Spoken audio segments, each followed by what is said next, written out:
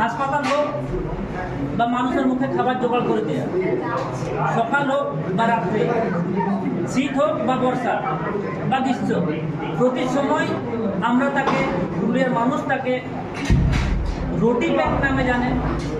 আমার সঙ্গে উপস্থিত হচ্ছে রুটি ব্যাংকের কর্ণধার আমার ভাই সুলভ বুধিয়া এবং তার মেম্বাররা। আমি তাদেরকে এখানে আসার জন্য অনুরোধ করছি। তো এই যে সুলভ বুধিয়া, সেই রুটি ব্যাংক যার অনেক ফোন আমার কাছে আছে এবং অনেকের কাছে আছে যে আমরা রুটি ব্যাংকের সাথে যুক্ত হতে চাই।